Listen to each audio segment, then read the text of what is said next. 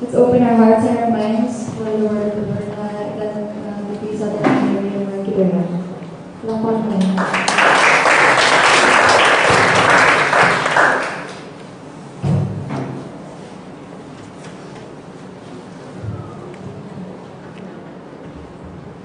Lord bless you. Muli, tayo po lahat ay tumayo. Ating dalhin sa Panginoon ang mga ikapo at mga hatid na ito, kalapit na yung ating mga pangangailangan. Lahat ng may kahilingan sa Panginoon, taas ang kamay.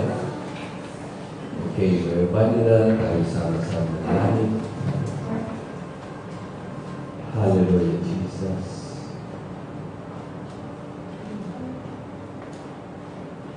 Napakadakila, Panginoon, ang iyong katapatan sa amin. Napakadakila, Lord Jesus, ang iyong kaawaan sa amin. Napakadakila ang iyong pagmamagandang loob mo sa amin, Panginoon. Hindi maaaring mapantayan ng anuman o sinuman sa sanlibutan na ito. Sapagkat ang kaya ng sanlibutan lamang ay may hanggan. Subalit ang iyong katapatan sa amin, Panginoon, ay laging bago, laging sariwa. Ang iyong kaawaan sa amin ay magpasawalang hanggan.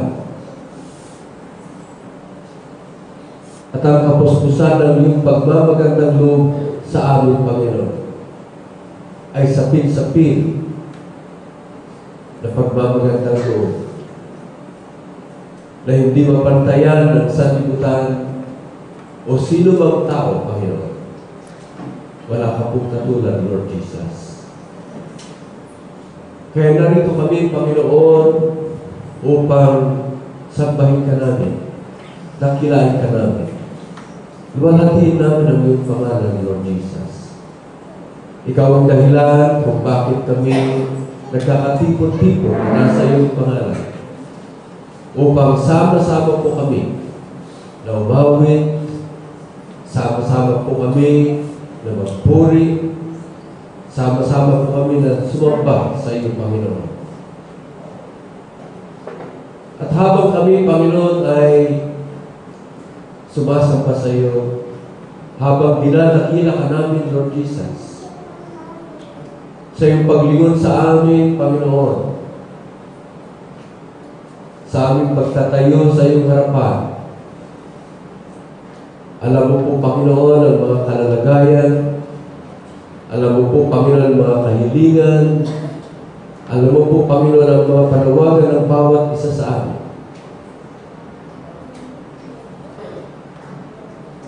We open our hearts to you. We pour out our hearts to you, Lord Jesus. We make known our motives.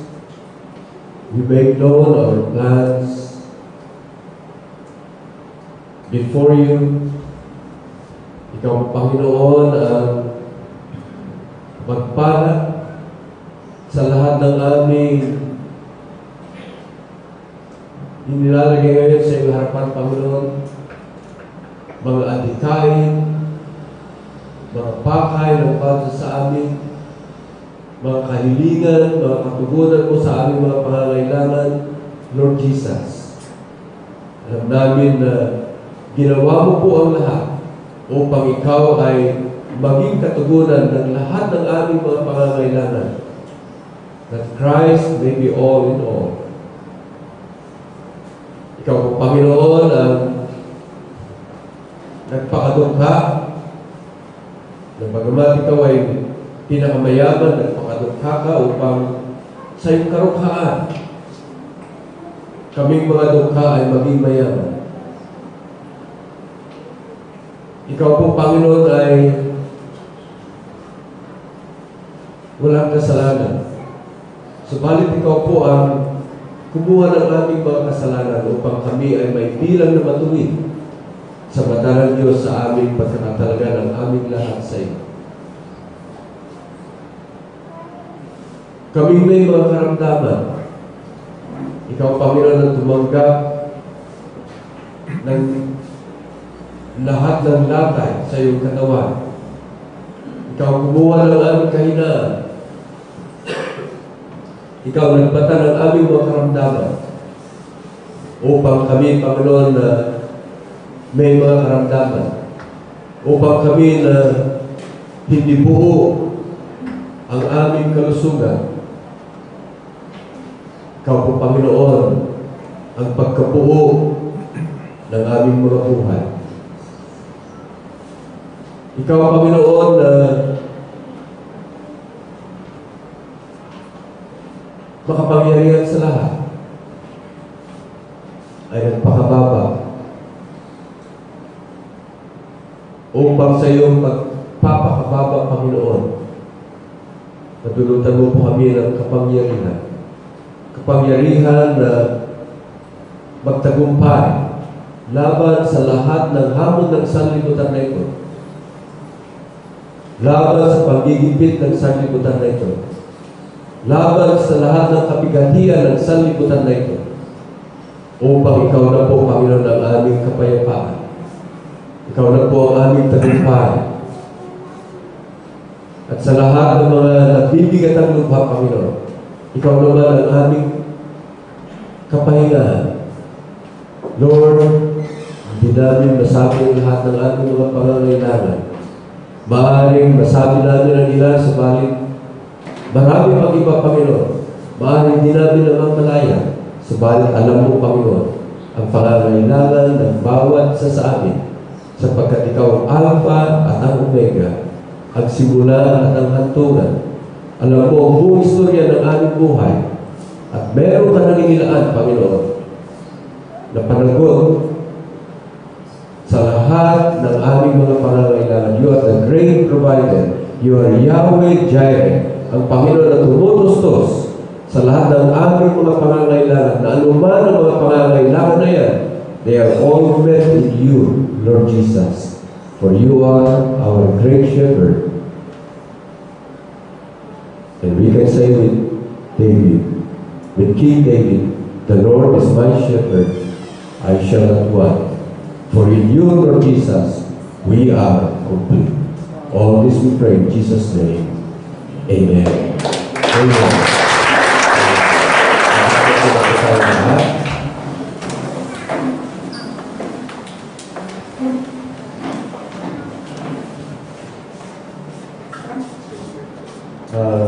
Buksan natin ang ating banal na sulatan sa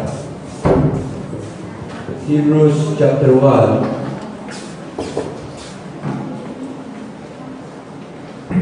And I'll start reading from verse 8.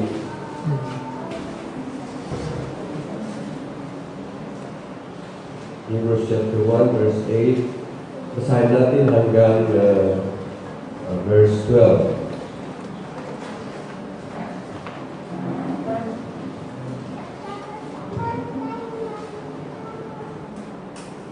But unto the Son, He saith, ito ang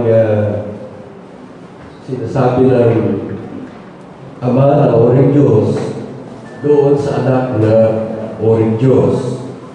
Na doon pa man sa kawalang hanggan, doon sa bagong pamalalang ang sanlibutan, ay meron ng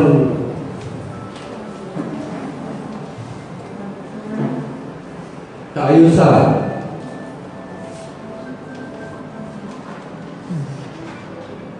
ng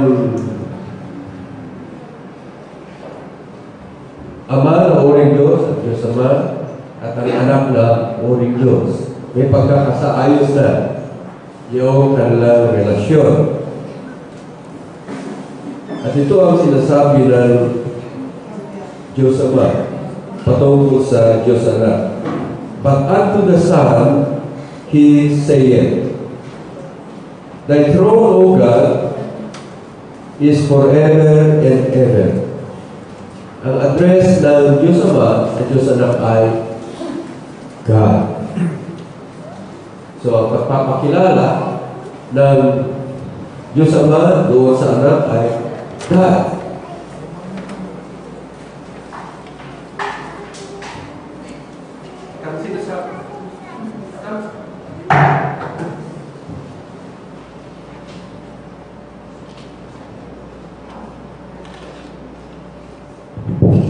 At ang sinasabi ng Diyos Ama dito ay ang iyong trono, ang iyong luka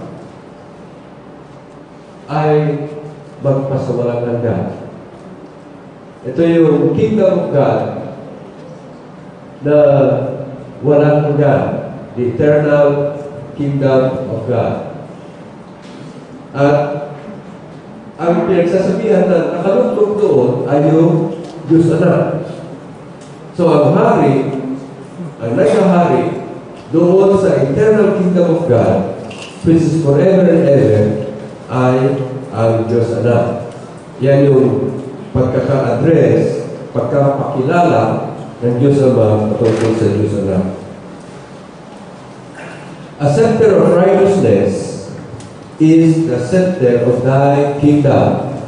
Yung scepter ay simbolo ng pag-irang pamamahala ng hari na ito ay sumisimbolo yung prinsipyo ng pag-iral niya sa kanyang kaharian. Ano yun? Righteousness. At ito yung sinasabi ni Apostol Pedro na doon sa bagong langit at bagong lupa, ang nananahan doon, ang umiiral doon, ang nananay doon ay ang katwiran ng Diyos. At sinasabi na, inaantay natin yung bagong langit at bagong lupa na doon ay nananahan, umiiral, umuugit yung katwiran ng Diyos. A center of righteousness is the center of thy kingdom. Thou must love righteousness and hate iniquity. Ang Diyos na sa kanyang pamumuno bilang hari ng kaharian ng Diyos ay iniibig niyang katwiran, kinabubuhian niya kalikuan. Kaya kung gusto mo na ikaw ay ibigin ng Panginoon, ilagay mo yung sarili sa katwiran ng Diyos. At kung ikaw naman ay lumalabag sa katwiran ng Diyos, ikaw ay kabubuhian ng Panginoon. Dalawang lamang yan. Dalawang panig lamang yan na maaaring mapagpipilian natin. Ito yung all-qualifying alternative which no one will be able to miss. No? Panig ka sa Panginoon o laban ka sa Panginoon. At sabi ng ating Panginoon sa Kristo, he who is not with me is against me. And he who is against me scatters abroad. Sumasampula, nawawalan ng kabuluhan. Kahit na anong pagsisikap mo, kung hindi ka nagsisikap na nakalapit kay Jesus, wala kang magagawa. Everything will be brought to naught, no? Nothing.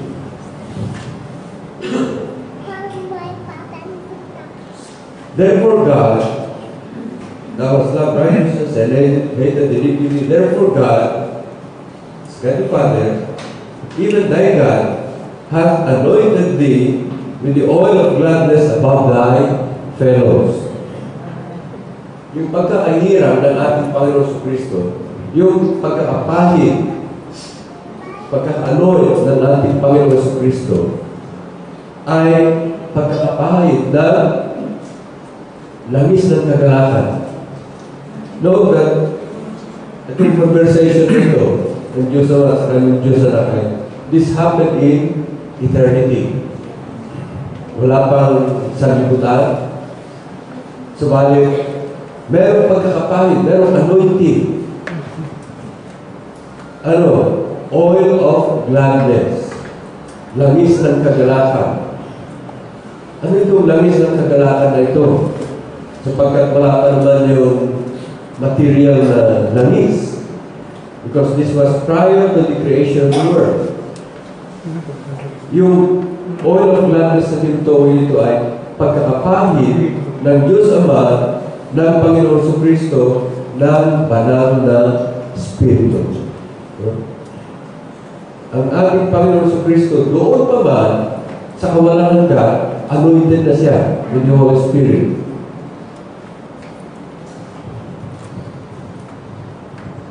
Tatlong larangan ng pagkaka-anoint ng Panginoon Kristo.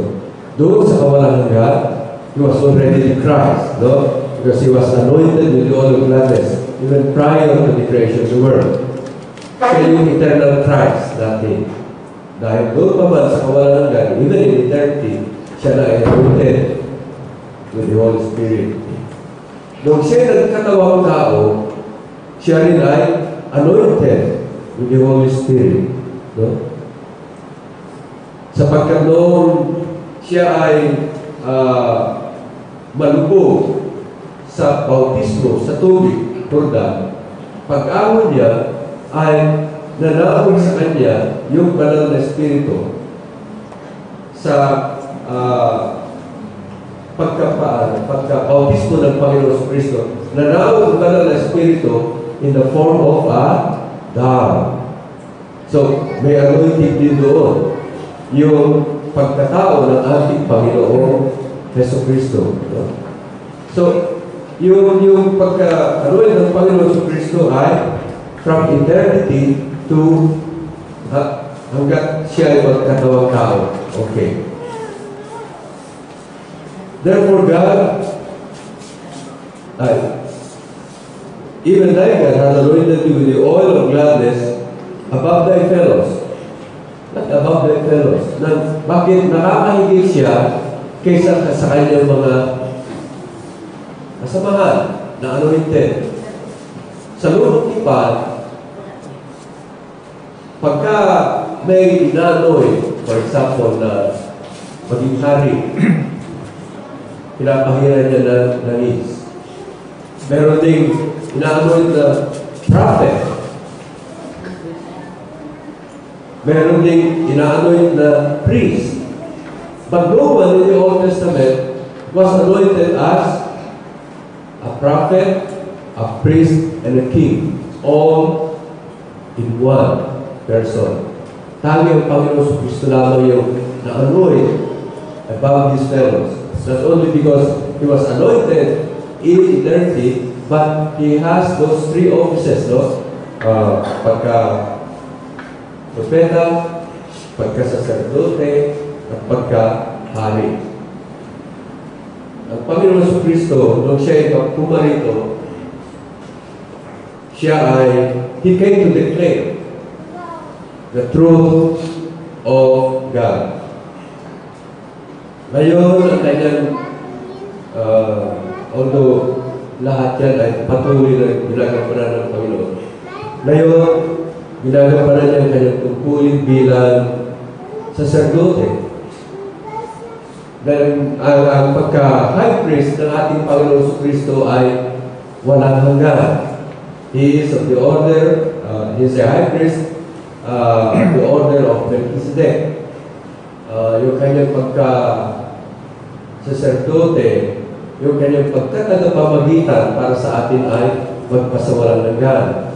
Because he is able to save us to the uttermost, seeing that he lives forever, no? To intercede for us who come to God through Jesus Christ. No? So yan ay nasa Hebrews chapter 7, 6 and 7. So, liban sa kanyang pagiging propeta, he came to declare the truth of God. Pangalawa, he's now doing the work of a priest. No? Pumasok na siya sa dakong kabanal-banalan sa sangkalamitan, siya ang namamagitan para sa atin. No? He is interceding for us. Ginagawa niya yung pagka-mediator niya, intercessor niya, pagiging abogado niya. We have an advocate with the Father. No? Hebrews, 1 Peter chapter 2, verse 1. So natin ay ginagawa ng Panginoon. But He is also the anointed King. Because He is coming again to set up His millennial kingdom, yung 1,000-year reign. No? Wala, 1,000 taon na paghahari prior to the burning of this present world wherein we are. Gagawin, pagkatapos yan, gagawin niya yung new heavens and new earth. Yun. So, ang makakapasok lamang doon ay yung ang kanilang pangalan ay nakatala sa aklat ng buhay ng Cordero. No? In the books, Book of Life of the Lamb. No? The Lamb's Book of Life. Siya merong may-ari noong Book of Life na yun.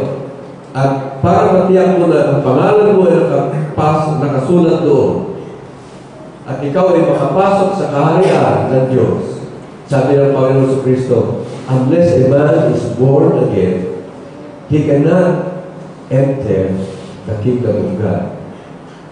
So, mahalaga na ikaw ay may pangalang muli. Yun ay hindi lamang expression na ako ay born again, ako ay sumasama sa mga fellowship of work. Hindi. Kailangan ikaw ay may pangalang muli. Being born again must become true and real in your life. Paano? Sa iyong magsampalataya, sa iyong pagtanggap sa Panginoon sa Kristo, hindi lamang bilang Panginoon at tagapagligtas, kundi si Jesus na maging lahat mo sa buhay. Ang ating Panginoon sa Kristo, yung pagtugon niya sa ating buhay ay hindi yung separate needs natin, no? Halimbawa, kailangan mo ng pagpapagaling, so siya ang healer. Kailangan mo ng kaligtasan, siya ang Savior mo, no? Lahat ng kailangan mo, sagot ka ng ating Panginoon sa Kristo.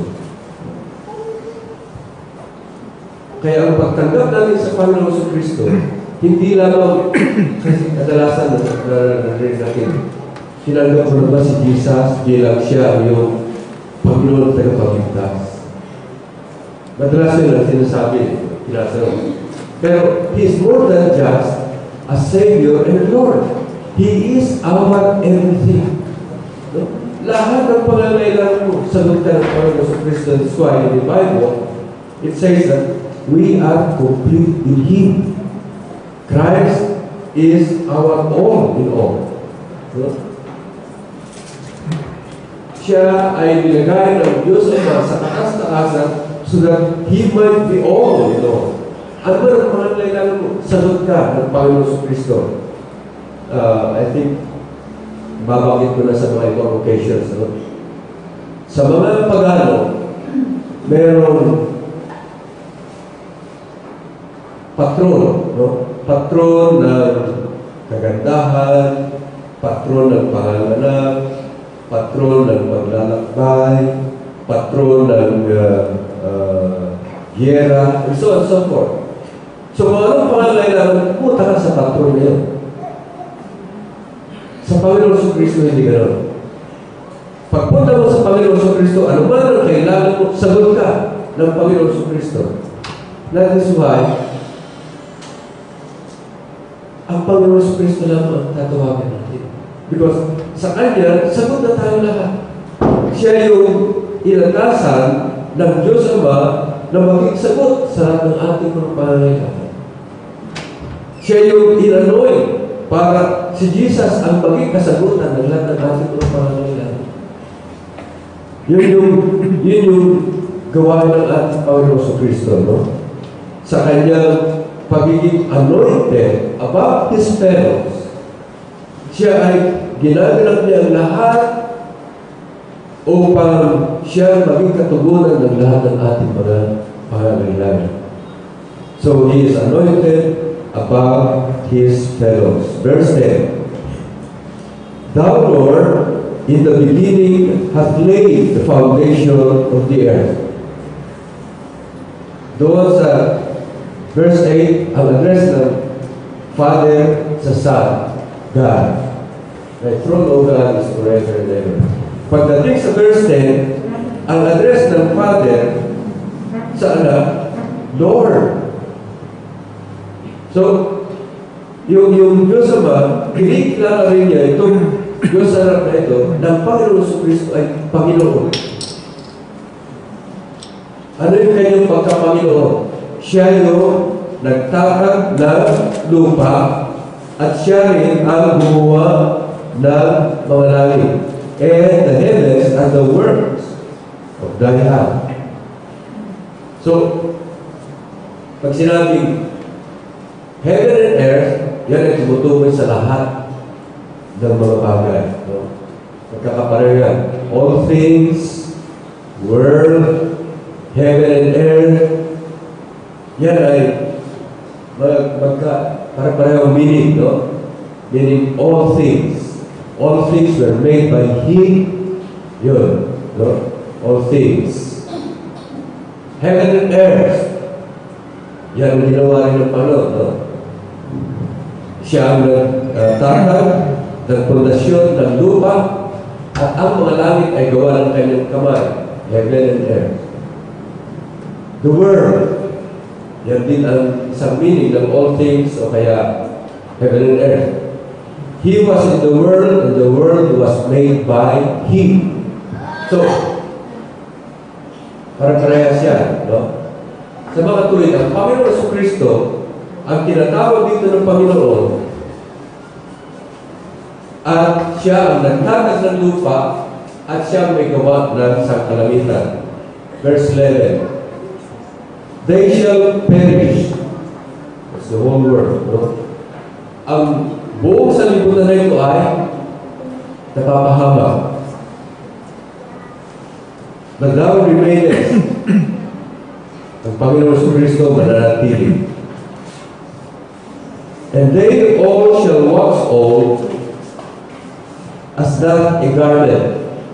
Ano yung ating love kanina? Yung bao kumukupas. Diba? Pero ang ating Panginoon Jesucristo, ang pag-ibig ng Panginoon Jesucristo, hindi kumukupas. So, itong sanlibutan na ito, parang damit na naluluba. At ito ay bibilogin. And as a vesture, thou shalt fold them up, and they shall be changed. Papalitan. No? Itong sanlibutan na ito, napapahama. Bakit? Dahil sa kasalanan. Kung pumasok ang kasalanan sa buong sanlibutan, sa pamagitan ng isang tao, pumasok na yung kamatayan. Ang kamatayan ay lumaganap sapagkat lahat ay nagkasala. Romans 5:12. So, this is a perishing world. Yung resources ng sanlibutan na ito, paubos, ng paubos, ng paubos. Pasira, ng pasira, ng pasira.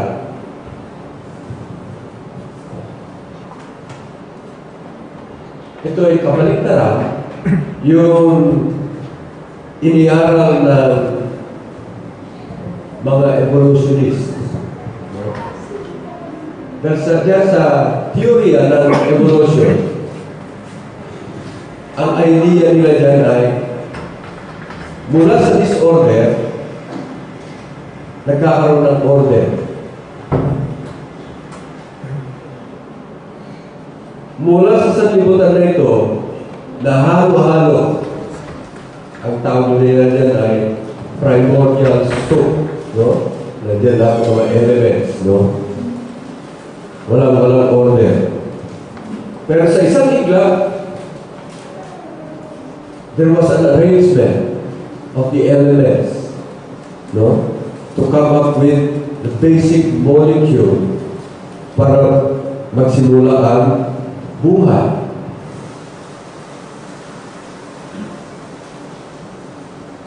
So, magmula doon sa molecule na yun, nagkabuo, it became organized, and finally it became a single cell. Animal. From that single cell animal, dyan na nagsimula ang buhay. No? Nagkaroon ng mga branches na iba't iba na mga organisms. Maaring tanim, maaring hayop. Yan yung kanilang teorya. In other words, from disorder comes order. Yan. Pero pag tignan mo ang takbo ng buhay dito sa sanlibutan na ito, mula sa order, nagkakaroon ng disorder. Gumawa ka ng isang bagong bahay. After 10 years, luma na yan. After 20 years, luma na yan. Bumili ka ng bagong kotse ngayon. After 2 years, luma na yan. Meron ng depreciation, no? Naluluma. Pumunta. Papunta yan sa breakdown. No? Hindi yan papunta sa build-up. Yan yung trend ng sanlibutan. Kaya yung theory of evolution na kontra dito sa katuruan ng pagkakalalan ng sanlibutan. Mga elemento, mga hayop, mga element kind, plant kind, animal kind, human kind, angel kind. Ginawa ng Panginoon ang sanlibutan na ito na meron ng nakatakda na kinalaman niya ng bawat nilalang niya. Hindi yung mabubuo pa lang yan pagkatapos ng evolution. No? Ibig sabihin, meron ng aso na ginawa, meron kabayo na ginawa. They did not come from that single cell. Doon sa primordial source na yan. No? So, kabaliktaran, yung tinuturo ng mga evolutionists dito sa nangyayari sa ating daigdig. Because sabi nila, they shall perish.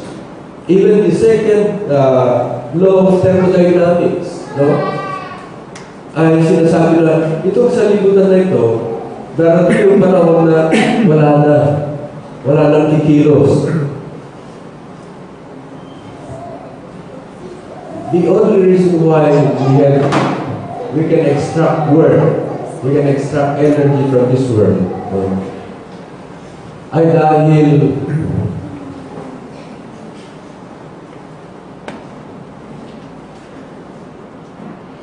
yung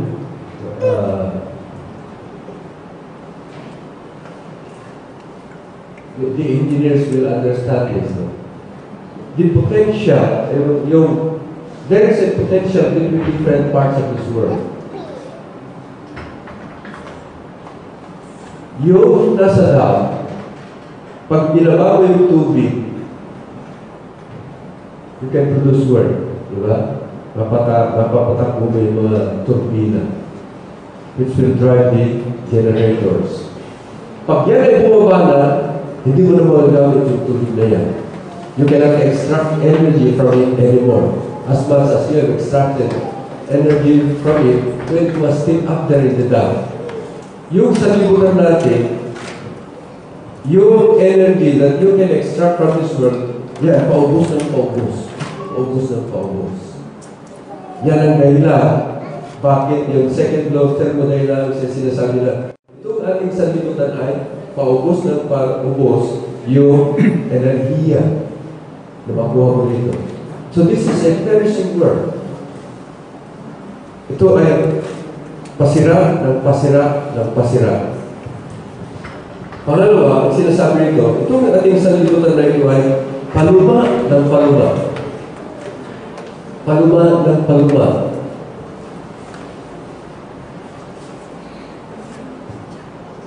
Bahagi yan ng pagkakapahamak ng sanlibutan na ito.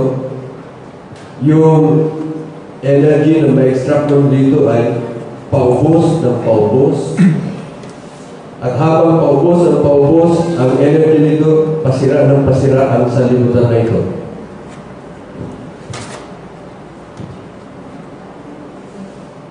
Ang ating society, pasira ng pasira ng pasira.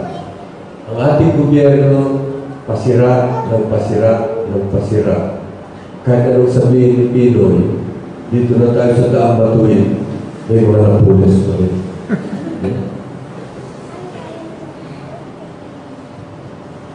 Again,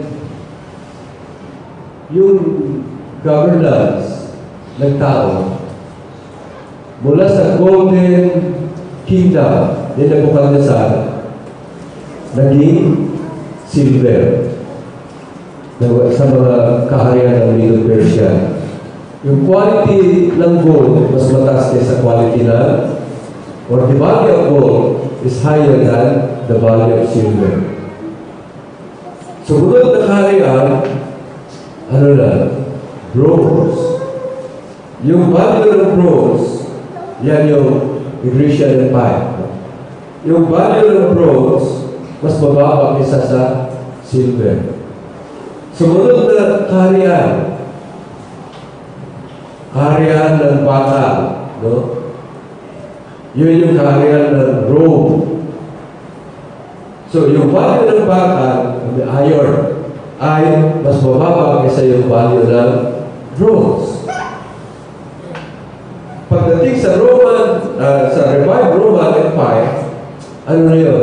Bakal at lupa. No? Bakal at lupa. Bagsak na ang value. Kaya, kahit anong tingnan mo sa sanlibutan na ito, paluma ng paluma, pasira ng pasira ang nasa sanlibutan na ito. Hindi lang paluma ng paluma, at ito ay papalitan sapagkat naluluma ang sanlibutan na ito. Kaya papalitan ito ng bagong langit at bagong lupa. They shall perish, they wax old, and they shall be changed. But thou art the same, and the years shall not fail. Inaabig ng Diyos Ama ang Panginoong Jesucristo at ang sanlibutan. Ang sanlibutan ay napapahamak, naluluma, papalitan. Pero ang ating Panginoong Jesucristo nananatili, thou remainest. Ang ating Panginoong Jesucristo hindi nagbabago. He's the same yesterday, today, and forever. So, merong contrast. Merong contrast dito ng sanlibutan at ang Panginoong Jesucristo.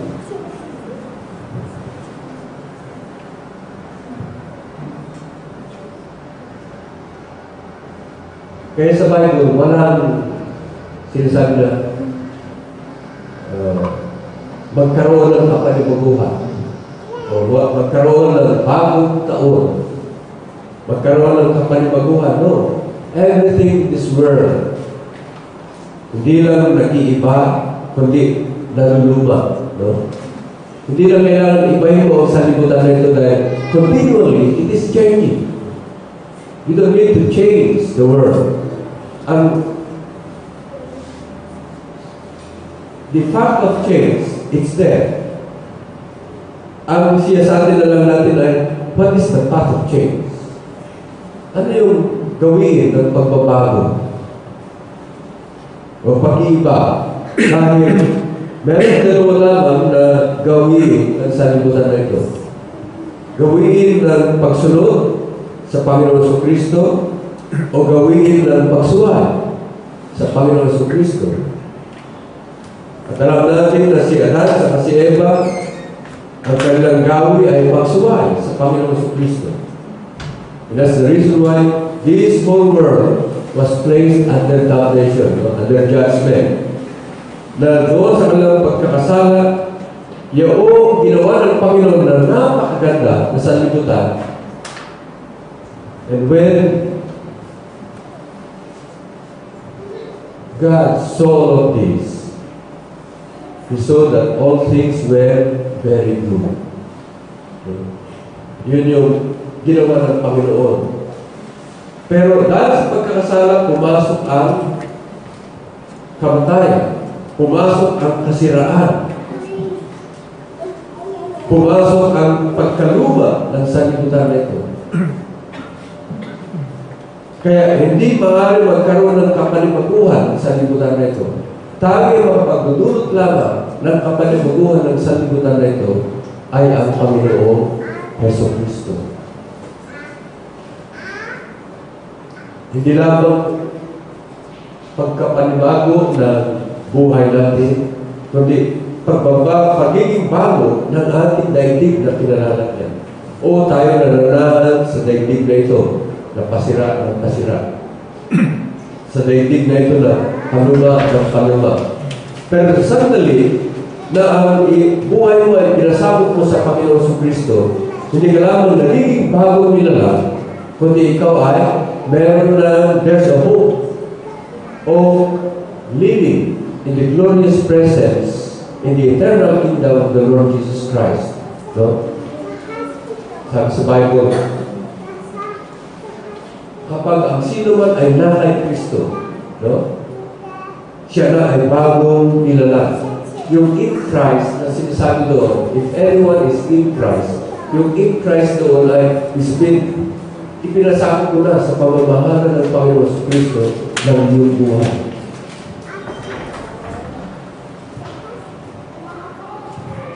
There is that transformation, no? In you. Ano yung transformation yan? It's a new birth. Hindi ka lamang para yung pag-New Year, pero kang New Year's resolution, sinasabi nila. No? Na hindi naman natutupad yun.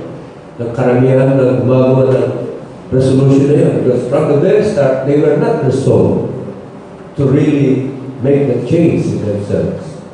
Bakit? Dahil yung kanilang naturalesa, no, ay nakagawi sa kasalanan.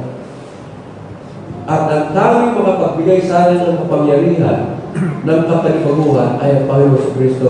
So if anyone is in Christ, at masabot ka lang kay Kristo, you have made that decision once and for all of committing your all to the Lord Jesus Christ. Kung sabi ko, hindi na mo masusunod, kundi si Kristo na ang masusunod. Hindi na mo nabubuhay, kundi si Kristo na ang nabubuhay. No? Nevertheless, I live, yet not I, but Christ lives in me. So, ang umiiral na sa iyo ay yung pag-iral ng Panginoon sa Kristo. So, yung kaharian ng Diyos ay umiiral na sa buhay mo. Kaya sabi ng ating Panginoon sa Kristo, starting with John the Baptist, no? The time is fulfilled. Repent, for the kingdom of God is at hand. Kapag pinairal mo ang buhay mo sa ilalim ng kapangyarihan ng Panginoon sa Kristo, yung katwiran ng Diyos ang siya nang umiiral sa buhay mo. And therefore, you have been given the right to become the Son of God, and thus you are born again, and you have now the hope of seeing the kingdom of God when the time comes. Tayo narito pa lang sa libutan na ito na luluwan, na sira. But we have that promise from the Lord Jesus Christ. Sabi ng Panginoon, let not your hearts be troubled. If you believe in God, believe also in me. Tuloy mo yung pananampalataya sa akin. So, palataya ka sa akin. Lahat ng sasabihin ko, sa palataya mo.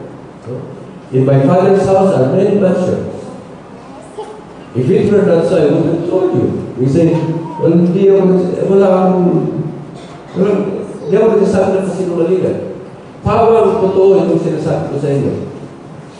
I go to prepare a place for you. And if I go, I will come again to receive you unto myself, so that where I am, there may you be also. That's a promise of the Lord Jesus Christ. Na lahat ng sumasampalataya sa Kanya, pagdating ng panahon, ang Panginoon ay makakasama natin doon sa kawalang hanggan na Kanyang kawalakihan. How can we be assured of this? Sabi ng Panginoon, doon sa verse 6 of the same chapter, no? I am the way, the truth, and the life. No one comes to the Father but by me. So, itong sinasabi ng ating Panginoon sa Kristo na ito nagbibigay sa atin ng pag-asa na tayo ay pwede magkaroon ng kapalipaguhan at magkaroon ng pag-asa na manahan sa isang bagong daigdig na hindi itong daigdig na ito na naluluman ng sira. Napapahaba. Yan siguro ang dahilan. Bakit hanggang ngayon? Kahit sa mga matatanda, no? Yung mga fairy tale ay nagbibigay pa rin ng alin sa marami. Ito yung mga fairy tale na mayroong pagbabago ng buhay. At meron silang at the end of it, sila ay nananan sa isang daigdig na bagong daigdig. For example, maalala niyo ba na meron yung prinsipe na naging palaka? Hinalikan na prinsesa, naging prinsipe. Yung frog prince, no?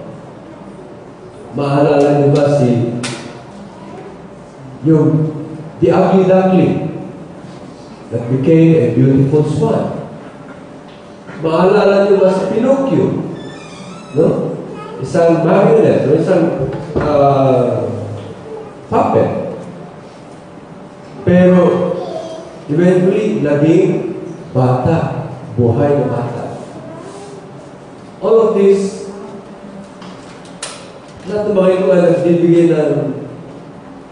ng expression ng mga tao na pagnanais na magkaroon ng kapanipagbuhan sa kanilang mga buhay. At pag-asa na sila ay mabubuhay sa isang daigdig na napakaganda. Kaya merong mga lines sa dulo ng mga fairy tales na and they live happily ever after.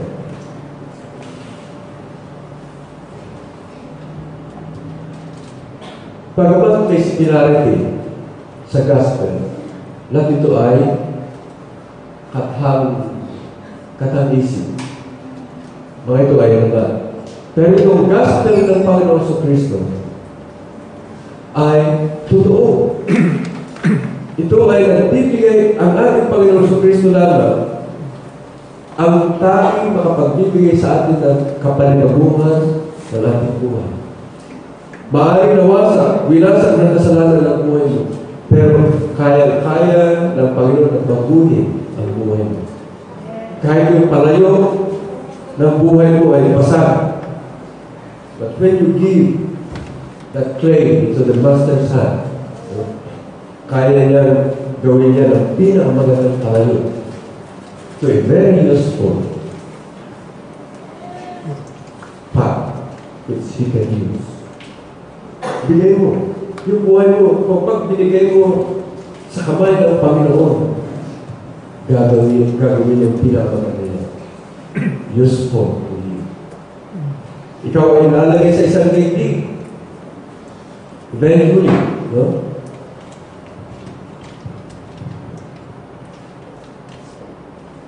Walang tunggalihan, walang salumatan.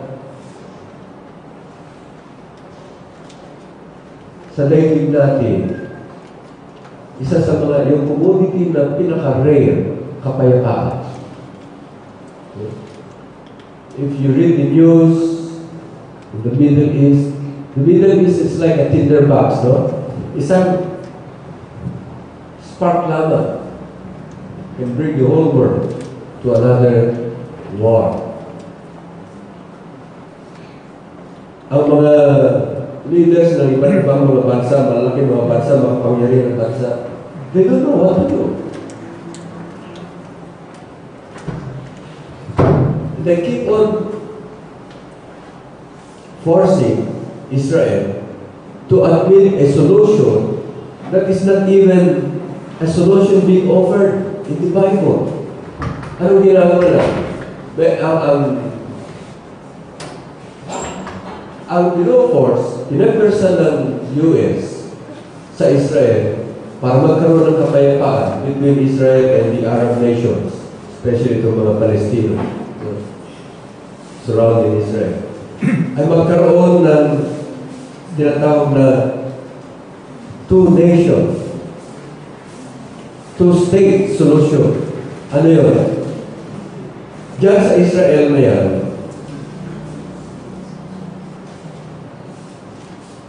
parehong hatiin or to part, to divide the land between the Israelis and the Palestinians. Galit ang Panginoon yan. Galit ang Panginoon. Because if you read the prophecy of Joel, sabi ng Panginoon sa kanila, "You have scattered my heritage Israel among to other nations, and you have divided my land. Therefore, I will speedily and swiftly bring recompense upon your heads." Ito mga gusto hati-hatiin, paghati-hatian ng Israel, pagamat binigay na yan ng Panginoon. Pinamana na yan ng Panginoon sa Israel. Ito gusto paghati-hatian ng Israeli at sa mga Palestinian, mga Arabo. Galing ng Panginoon yan. Because that's the heritage of the Lord unto the Israelites. Kaya kung inyong tingnan yung US, unti-unti ng pabagsak. Hindi ko alam kung bakit ang dami pa mga Pilipino gusto pumunta sa US.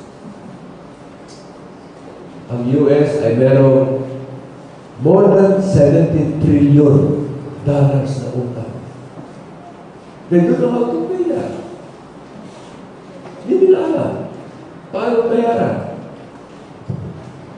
And that makes us wonder that in the last days, walang US.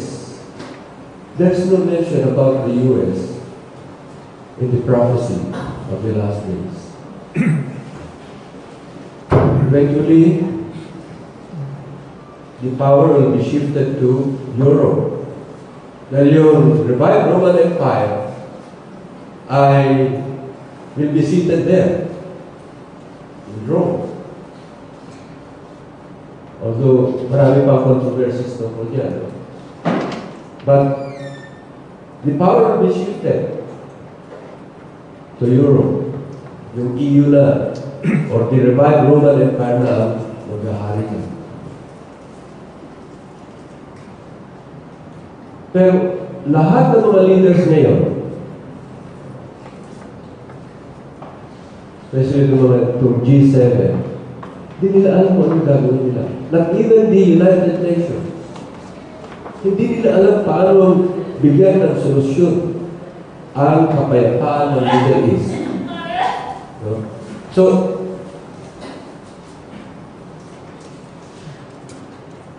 this whole world will always be in conflict.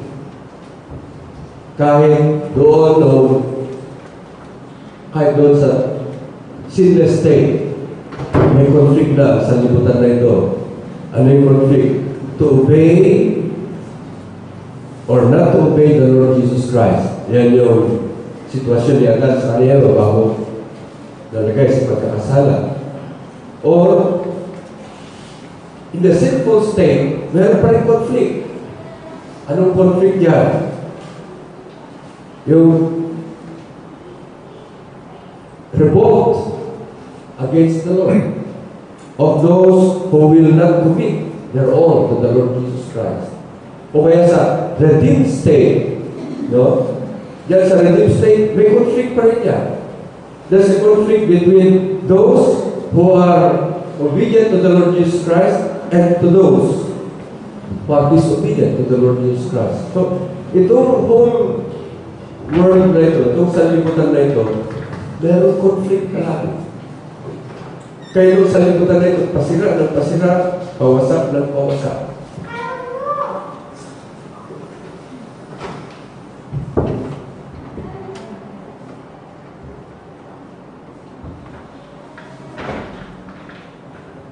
Isa sa mga, ewan ko kung napansin nyo ito. Isa sa nakakatawag pansin ay yung pagbisita ni Papa, yung Papa ng Roma sa Middle East. No? Una niyang bumisita doon ay sa Jordan, sa Amman.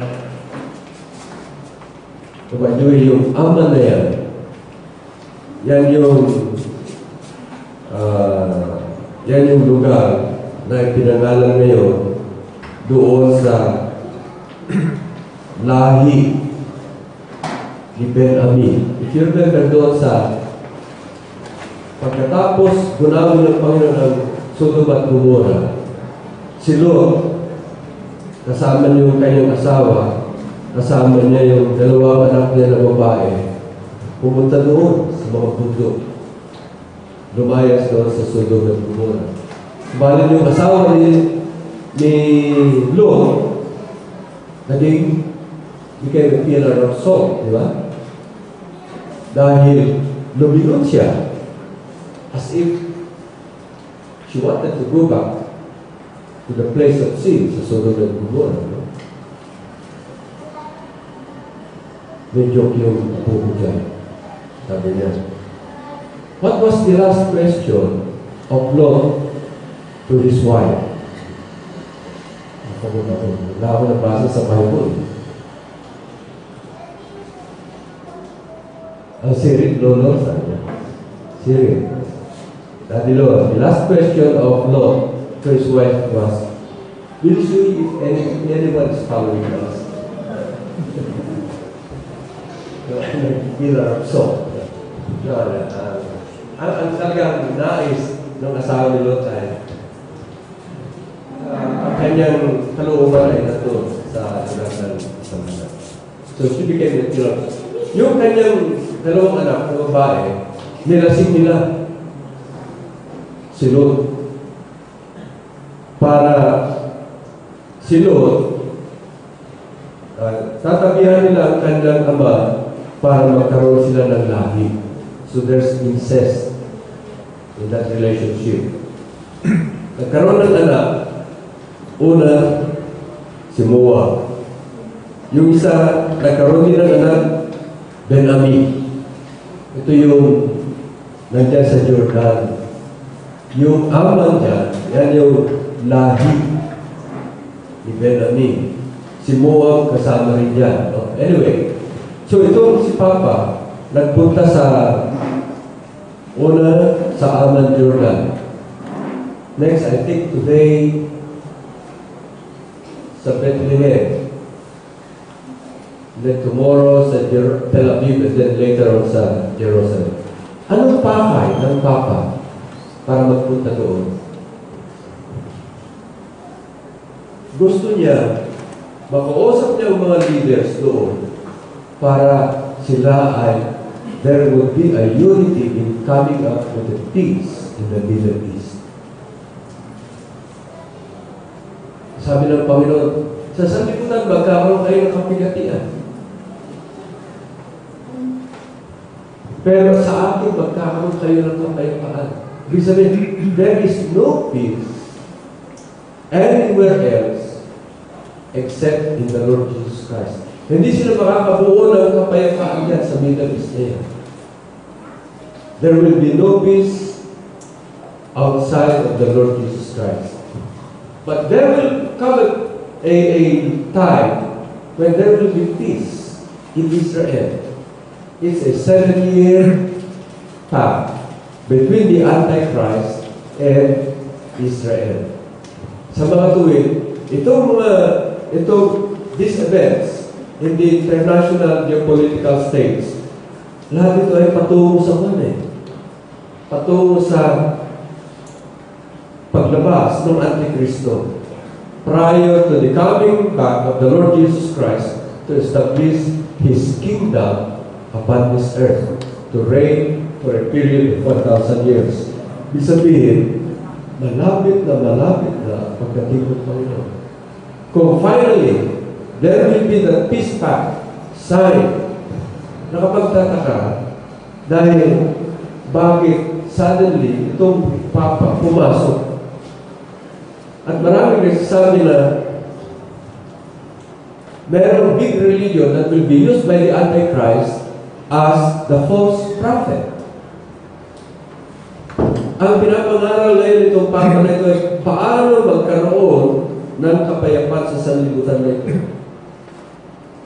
Ang solution ng Papa, he's with the US to come up with a two-state solution. Ayaw ng Panginoon niya. He's also proposing that Jerusalem will be an international city, no? For the sake of religious freedom. Ibig sabihin, itong Jerusalem na ito, para na sa lahat. Subalit, ang Jerusalem is the city of our Lord Jesus Christ. Lahat ng kanilang solution ngayon, puro na pa sa kagustuhan ng ating Panginoon Jesucristo. In the world, you shall have tribulations, but in me, you shall have peace.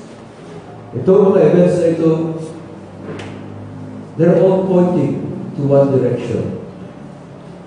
And that is the nearing coming of the Lord Jesus Christ. And when He comes, He will come first for His church, lahat ng mga mananampalataya niya. And then, later on, pagka na-rapture na lahat ng mga mananampalataya, He has taken every one of us into His kingdom. Amen. Amen. I-judges na niya ngayon. Judgment will come into this world to those who are left behind. So make sure you should not be left behind. When the Lord Jesus Christ comes, you go with Him. So, pero paano ka makatiyak na ikaw ay kasama ng Panginoon sa Kristo? Italaga mo ang iyong lahat sa Panginoon. I-commit mo ang iyong lahat sa Panginoon sa Kristo. Hindi ka naman niya babaguhin, kundi dadalhin ka niya sa bagong daigdig na wherein dwelleth righteousness. And we shall be with the Lord forever and ever. Just make sure that you have committed your all to the Lord Jesus Christ, because anytime the Lord Jesus Christ will come and take us to Him, yun ang rapture. No? When the rapture comes, suddenly, you'll all be taken away. Hindi ko alam kung bago tayo matapos dito, ma-rapture tayo. Maybe on our way home, maybe tomorrow, I don't know. The coming of the Lord Jesus Christ is imminent. Ang final ng Panginoon, be ready. No? Be ready. Sa Boy Scout, no? Be ready. Sa Boy Scout. So, we have to be always ready for the coming of the Lord Jesus Christ. But make sure that you have committed your all to the Lord Jesus Christ, and He will take you home one of these days. Shall we bow down our head in prayer? Aming Panginoon Jesus, salamat po sapagkat bagamat ang sanlibutan na ito ay napapahamak, it's perishing. Bagamat ang sanlibutan na ito ay naluluma, it is waxing old. Bagamat ang sanlibutan na ito ay papalitan, kami po Panginoon ay inaalok mo ng pagkakaroon ng kapalibaguhan sa ating buhay upang kunin mo kami, Panginoon, sa iyong kaharian magpakailan pa man.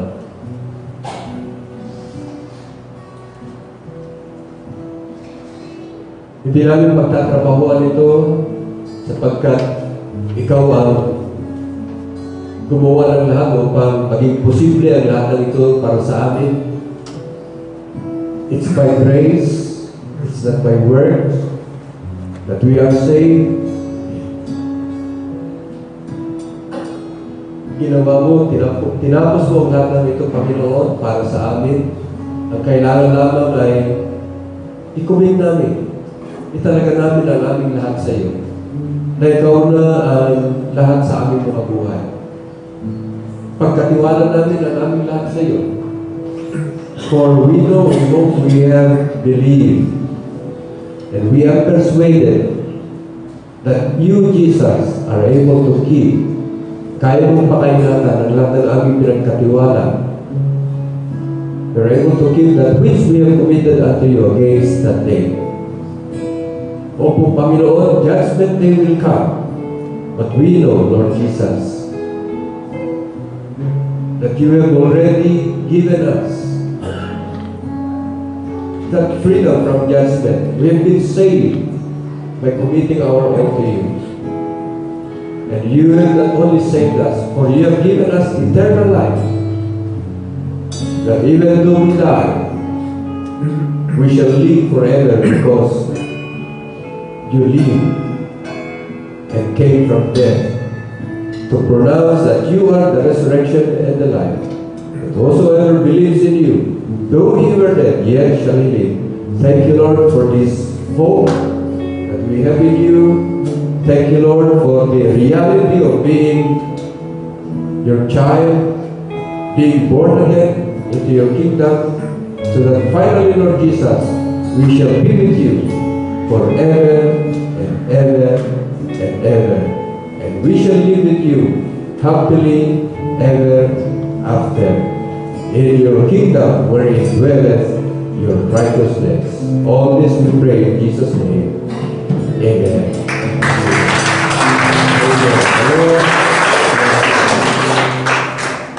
Again, just like pagsasarado, tayo ba ay naniniwala na mahal tayo ng Panginoon na higit sa kanyang sarili?